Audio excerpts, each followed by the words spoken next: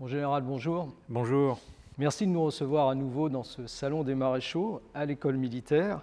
Alors, peut-être quelques mots pour rappeler à celles et ceux qui n'auraient pas visionné notre premier entretien que vous êtes directeur de l'Institut des hautes études de la défense nationale, l'IHEDN, ainsi que de l'enseignement militaire supérieur depuis le 1er août 2021. Alors, vous êtes diplômé de Saint-Cyr, de Sciences Po Paris, de l'Université de Georgetown, également docteur en histoire. Alors, outre des expériences opérationnelles en Afrique, dans les Balkans, en Afghanistan, des expériences de commandement, notamment à la tête du 2e régiment étranger d'infanterie et puis plus tard de la 6e brigade légère blindée, vous avez inscrit, on peut le dire, votre parcours au cœur des questions stratégiques, comme étudiant, et puis comme auteur, comme enseignant, comme conseiller également, notamment en tant que chef du cabinet militaire du Premier ministre. Alors, mon général, je vous remercie donc de bien vouloir intervenir une nouvelle fois au profit de ce cours en ligne, au titre de sa conclusion générale, pour évoquer la stratégie de défense et de sécurité nationale de la France. Alors, la guerre en Ukraine préfigure un monde de rivalité géopolitique accrue, et pour y faire face, la France, sous l'impulsion du président de la République, a lancé une nouvelle démarche pour actualiser sa vision de la menace, son analyse, sa posture stratégique, la revue nationale stratégique, qui est notamment le prélude à un effort national accru pour les armées au travers d'une future loi de programmation militaire 2024-2030. Alors, ce contexte, c'est peut-être l'occasion de s'interroger sur la stratégie de défense et de sécurité nationale, comment elle se structure, en commençant peut-être par évoquer la genèse de ces concepts de défense et de sécurité nationale, peut-être les divers textes qui les ont formulés ou qui les précisent aujourd'hui. Oui, vous posez une question, à mon avis, cruciale. C'est celle du sens, tout simplement, que nous donnons à ces différents concepts de défense nationale, de sécurité nationale. La défense nationale, elle apparaît au moment de la Révolution, mais véritablement, elle se cristallise en 1870, au moment où, après la défaite de Sedan, est créé le gouvernement de la défense nationale. Et donc, à partir de là, ce concept va continuer à vivre. Il va peu à peu s'inscrire dans les faits à partir de conseils de la défense nationale par un décret de 1906. Et puis, il y a le premier ministère de la défense nationale à partir de 1932. Et la Constitution de 1958 lui donne une place tout à fait essentielle, puisque c'est la seule politique publique qui apparaît dans notre Constitution, et elle est placée sous la responsabilité du Premier ministre.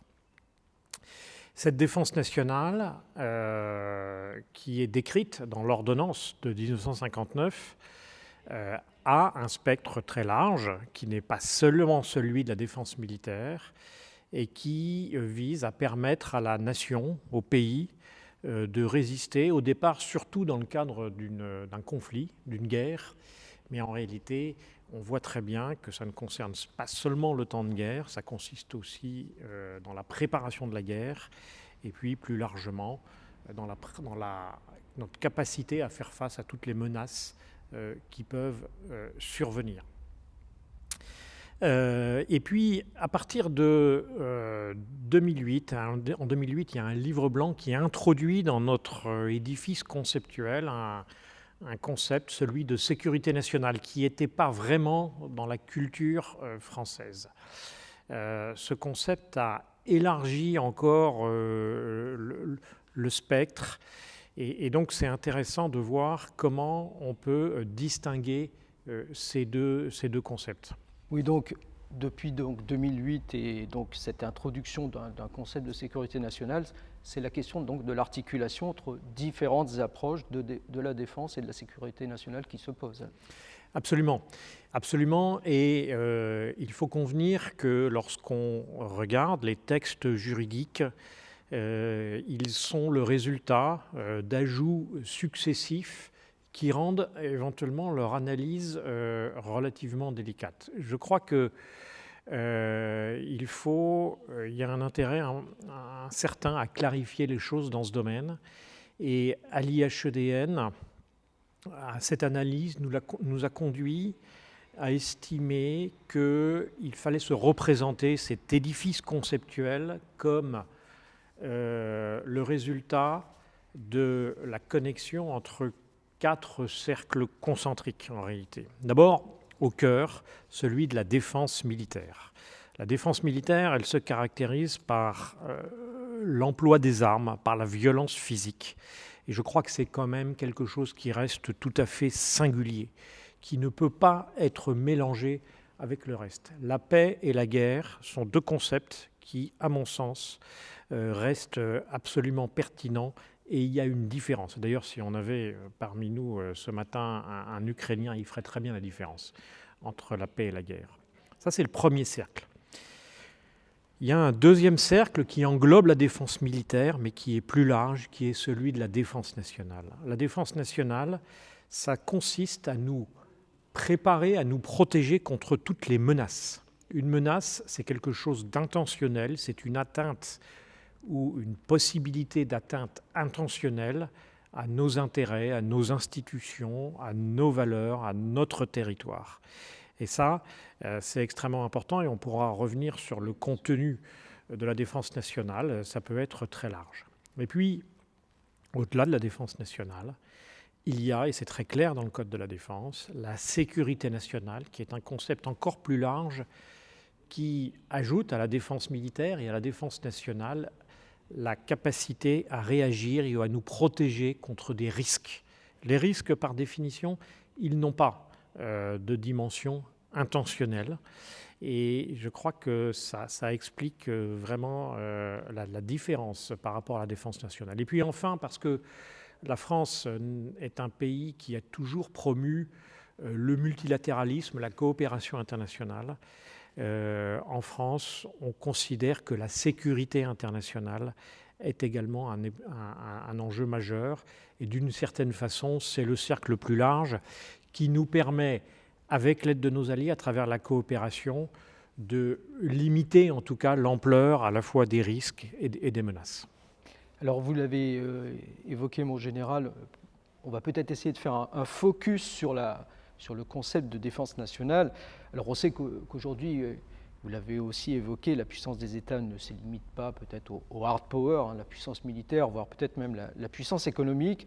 Elle englobe, elle s'exerce via d'autres dimensions plus immatérielles, alors bien sûr la diplomatie, mais également la culture ou encore les normes.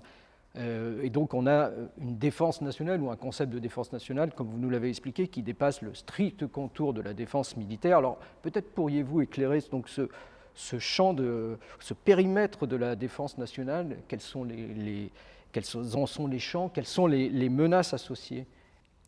Voilà, alors je crois qu'il ne faut pas tomber dans le piège qui consisterait à indiquer que la défense nationale intervient dans tous les domaines de la société. Sinon, on risque de développer une forme de complexe obsidional et de voir le mal partout. La défense nationale, à mon sens, elle vise à protéger notre pays, encore une fois, contre des menaces et au fond contre l'exercice de la puissance par nos adversaires ou nos ennemis. Et cet exercice de la puissance, on peut le décrire de bien des façons, mais je crois qu'il se déploie en réalité vis-à-vis de nous dans 3 grandes dimensions. D'abord, notre environnement international. Nous avons un intérêt à ce que cet environnement international soit stable. Ensuite, vis-à-vis de notre économie, nous avons non seulement intérêt à ce que notre économie soit prospère, mais au-delà de ça, que nos entreprises puissent jouer leurs cartes dans la compétition économique, que nous-mêmes, Françaises et Européens, nous puissions avoir accès aux ressources clés dont nous avons besoin. Ça peut être les ressources alimentaires, ça peut être les ressources en médicaments, ça peut être les ressources en énergie, par exemple, ou bien dans certains composants technologiques. Et donc, l'économie, de ce point de vue-là, elle est absolument essentielle. Et puis le troisième grand volet, je crois que c'est le volet social, la société, la cohésion de notre société, la vie démocratique, la bonne santé de nos institutions politiques, contre lesquelles certains de nos adversaires, par exemple par la désinformation, pourraient chercher à agir. On retrouve là un grand nombre de ce qu'on désigne aujourd'hui sous le terme de menaces hybrides en réalité, qui ont, par exemple, l'Union européenne a identifié 13 types de menaces hybrides, et je crois qu'on les classe assez facilement dans ces 3 champs: l'environnement international, l'économie et le champ social. Et alors les menaces, alors, elles peuvent être de quelle nature Les menaces, j'en ai indiqué quelques-unes, mais je crois que si on cherche là aussi à les catégoriser, à retenir un nombre limité de grandes options pour nos adversaires, finalement, j'en vois 3. La première, c'est la manipulation. Alors la manipulation, ça peut passer par la désinformation, ça peut passer par la corruption de certains dirigeants ou de certains responsables, par la présentation faussée de certaines de nos institutions. Donc ça, c'est ce qu'on peut appeler la manipulation. Un clic au-dessus, je crois qu'il y a la coercition. La coercition, ça passe par l'utilisation unilatérale de certains avantages. Ça peut être les normes extraterritoriales, ça peut être une intimidation militaire, donc ça peut être la pression économique, l'utilisation par exemple de vulnérabilité ou de dépendance. Donc ça, c'est la coercition. Et puis enfin, troisième type d'atteinte à la défense nationale, il y a évidemment l'agression. Alors ça peut être l'agression militaire, mais ça peut être aussi l'espionnage, qui est en fait une forme d'agression. Ça peut être des attaques cyber contre des infrastructures civiles. Et donc, il y a tout ce type d'agressions qui sont des atteintes directes à nos intérêts. Alors, face à ces 3 types de menaces, ces 3 types généraux de menaces, finalement, quelles sont les principales modalités selon lesquelles agit la défense nationale ? Alors, là aussi, la défense nationale agit dans tous les domaines que j'évoquais, dans le champ social, dans le champ économique, dans le champ international, pour protéger notre environnement. Mais globalement, on peut distinguer 4 grandes modalités de la défense nationale, par-delà les spécialités ou les domaines ministériels. Il y a d'abord, le premier, à mon sens, c'est celui de l'anticipation. L'anticipation, ça peut être le renseignement, bien sûr, mais c'est aussi la connaissance de notre environnement, de nos alliés, de nos adversaires, c'est-à-dire vivre en prise avec le monde pour ne pas être surpris. C'est aussi la vigilance de chacun des citoyens, par exemple. Donc ça, c'est l'anticipation. Ensuite, il y a un deuxième volet clé qui est apparu avec force au moment de la crise Covid, mais je crois que c'est le développement de la résilience. La résilience, ça passe d'abord, sans doute, par la réduction de nos vulnérabilités, tout simplement. Ça peut être de diminuer notre dépendance en matières premières, ça peut être la capacité à réduire la vulnérabilité de nos infrastructures d'importance vitale, par exemple. Après la réduction des vulnérabilités, pour développer la résilience, il faut se préparer à la crise. Et donc ça, c'est le plan, c'est tout ce que fait le SGDSN, être capable de réagir en cas de crise. Et puis finalement, il n'y a pas de résilience sans capacité à rebondir et à retrouver une vie normale après une crise qui est de toute façon un moment délicat. Donc deuxième volet de cette défense nationale, le développement de la résilience. Troisième volet, après la résilience, il y a malgré tout la neutralisation des menaces. Alors cette neutralisation, elle peut passer d'abord a priori par la dissuasion, alors la dissuasion nucléaire, mais aussi le découragement militaire. Ça peut passer par ensuite la neutralisation militaire des menaces. C'est ce qu'on a essayé de faire au Sahel, ça a été l'objet de beaucoup de nos opérations extérieures militaires. Mais La neutralisation des menaces, c'est par exemple le fait de s'opposer à la prise de participation hostile dans une entreprise extrêmement sensible. Ça peut être la neutralisation de virus informatiques en cas d'attaque cyber. Ça peut être la capacité à réagir en termes de communication contre des rumeurs ou des fausses informations. Donc il y a toute cette dimension de neutralisation des menaces. Et puis, le dernier point, je crois, qui rejoint la sécurité internationale, c'est le fait de développer malgré tout la stabilité du système international dans tous les domaines. Et donc la France, de ce point de vue-là, a une action, que ce soit au sein de l'Organisation des Nations Unies, bien évidemment, mais dans toutes les grandes organisations internationales, l'Organisation mondiale du commerce, pour qu'il y ait des règles du jeu, et on sait qu'aujourd'hui elles sont souvent mises en cause, et pourtant nous avons un intérêt clé à ce que ces règles du jeu soient respectées, et nous faisons ça bien évidemment avec l'Union européenne, qui est en réalité un facteur majeur de stabilité. Alors peut-être avant d'aborder les cercles au-delà donc de la défense nationale, peut-être un point sur votre institut, mon général. Donc comment il se situe dans ces 4 champs que vous nous avez évoqués? Oui, alors l'IHEDN, c'est l'Institut des hautes études de la défense nationale. Et donc précisément, le cœur de ce que nous envisageons à l'IHEDN, c'est la défense nationale, telle que je l'ai décrit. Donc la capacité à nous protéger et à réagir face à des menaces donc intentionnelles. Cela dit, on va peut-être y venir, il y a des interconnexions, des interactions avec la sécurité nationale, la réaction face au risque, et donc nous l'envisageons aussi, mais il est certain qu'à l'IHEDN, nous ne sommes pas les mieux placés très souvent pour savoir comment réagir à une pandémie, par exemple, ou bien pour savoir comment réagir à une grande catastrophe naturelle. Et donc le cœur de nos sessions vise à permettre à nos auditeurs de se familiariser, d'être sensibilisés à la façon dont l'État et la collectivité nationale peut réagir aux menaces, donc dans le champ de la défense nationale, pas seulement militaire, mais beaucoup plus large, tel que je l'ai décrit. Alors, est-ce qu'on peut dire que ça contribue surtout à l'anticipation ? Alors, de ce point de vue-là, en effet, l'IHEDN s'inscrit par rapport au type de réponse que j'ai élaboré, clairement dans le domaine de l'anticipation, en préparant nos dirigeants à être avertis de ces menaces et à se préparer à y répondre. Alors, nous avons évoqué l'articulation entre les différentes approches de défense et de sécurité nationale. On vient de faire un focus sur le concept de défense nationale, son association d'ailleurs avec la notion de menace, entendue comme une intention hostile à visée politique.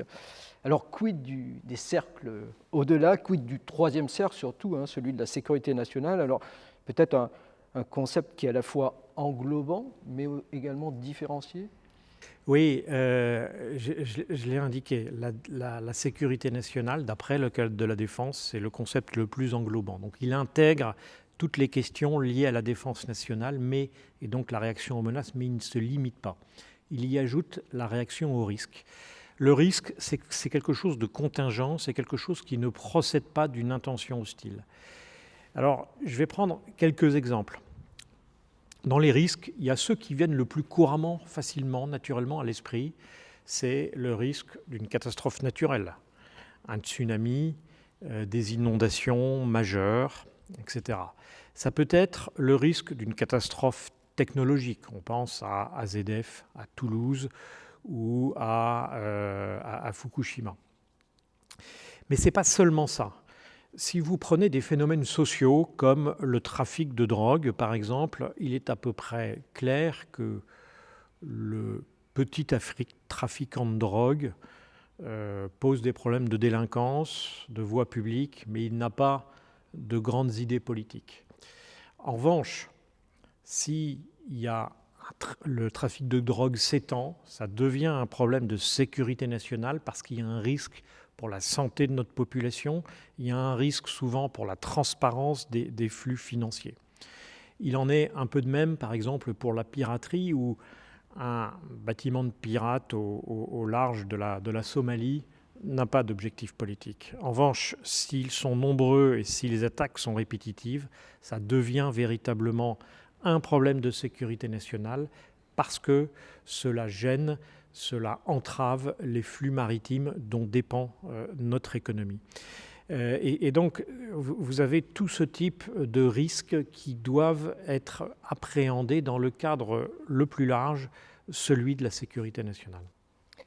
Alors, cet éclairage sur la stratégie de défense et de sécurité nationale de la France, sur sa structuration, elle nous invite peut-être, en cette fin de cours en ligne destinée à sensibiliser sur la stratégie, sur la démarche stratégique, sur les questions stratégiques, finalement à s'interroger sur les notions de stratégie, de menaces et de risques que vous avez évoquées. Alors, peut-être quelques questions. Il faut donc considérer des stratégies face aux menaces et plutôt des plans d'action face aux risques. Et si oui, pourquoi? Qu'est-ce qui les distingue finalement? Oui, c'est une bonne question. Je crois que ce qui distingue fondamentalement la façon de réagir à une menace et à un risque, c'est la suivante. C'est-à-dire que quand vous faites face à une menace, donc à une intention hostile, d'abord, vous allez entrer dans un dialogue, dans une dialectique conflictuelle éventuellement avec celui qui est à l'origine de cette menace. Et donc vous allez vous inscrire dans le temps, vous allez pouvoir riposter éventuellement si c'est utile, ou au contraire seulement vous protéger, vous allez pouvoir chercher des alliés, et donc vous entrez dans une dialectique. Vous allez pouvoir aussi, s'il vous menace par exemple avec une attaque informatique, le menacer de riposter dans un autre domaine d'action. Et donc on se situe véritablement dans le domaine de la stratégie. Je rappelle que, en tout cas à l'IHEDN, on considère que la stratégie se caractérise par trois grandes dialectiques. La dialectique du temps, entre le présent et l'avenir. La dialectique des moyens, toujours limitée par rapport aux fins. Et la dialectique de notre projet par rapport au projet d'un adversaire ou d'un compétiteur. Face à un risque, vous ne pouvez pas riposter. Vous ne pouvez pas contre-attaquer dans un autre domaine.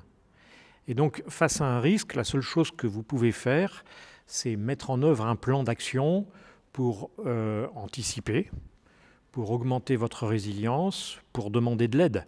Mais il n'y a pas de dialectique avec le risque. Et donc, c'est la raison pour laquelle ce sont deux choses qui sont en réalité extrêmement différentes et qu'il est dangereux de les confondre, sinon on finit par penser que tout ce qui nous arrive de mal, qui souvent peut procéder d'un risque, en fait est le fait du mal, d'un adversaire qui nous veut du mal, et c'est souvent extrêmement préjudiciable à notre propre perception de l'environnement international. Est-ce qu'il n'y a pas néanmoins parfois certains défis qui se situent un peu à la charnière entre risques et menaces, on parlait des prises de contrôle économique, les approvisionnements énergétiques, le cyber, et peut-être qu'on a besoin finalement de catégoriser et avant de catégoriser, de s'assurer s'il y a ou pas une intention hostile sous-jacente ou si une intention hostile ne pourrait pas instrumentaliser un risque. Oui, alors vous avez raison, et c'est pour ça que c'est important de garder en tête que la sécurité nationale, c'est l'ensemble, parce que évidemment, la crise qui peut être créée par un risque qui s'est concrétisé peut être instrumentalisée par un autre. Ça, c'est le premier point. Et puis, il y a effectivement des phénomènes qu'il est parfois difficile de ranger dans l'un ou dans l'autre. Je vais prendre un exemple, un attentat terroriste. Il faut savoir si c'est un phénomène social, un risque, ou si ça procède d'une menace et que s'il y a véritablement une atteinte, une menace existentielle à notre existence politique. Si vous dites que c'est un ennemi, à ce moment-là, vous lui donnez une forme, à ce terroriste, une forme de légitimité. Si au contraire, vous dites que c'est un criminel, à ce moment-là, vous rentrez plutôt dans la catégorie, je dirais, du risque d'un phénomène social en réalité. Et donc là, je crois que c'est toute la noblesse, c'est aussi la difficulté de la décision politique de nommer les choses. Oui, tout à fait. Je pense aussi au phénomène de mafia où on a des acteurs qui sont à la fois sur une quête de profit, mais également sur des quêtes de pouvoir. Et donc, Exactement. Donc soit vous allez négocier, soit au contraire, vous criminalisez. Et il y a des moments où il vaut mieux criminaliser pour éviter de donner de la légitimité, et puis peut-être d'autres moments où vous acceptez, alors je ne sais pas si c'est le cas avec la mafia, mais avec d'autres phénomènes, de rentrer dans une dialectique et dans une forme de négociation, y compris par d'autres moyens, pour reprendre une formule de Clausewitz. en général, bien, nous arrivons au terme de cet entretien et je voudrais vous remercier à nouveau pour cette nouvelle participation donc, à ce cours en ligne sur les questions stratégiques. Merci pour vos éclairages sur la stratégie de défense et de sécurité nationale de la France, en guise donc de conclusion générale à ce cours. Merci, mon général. Non, un très grand merci.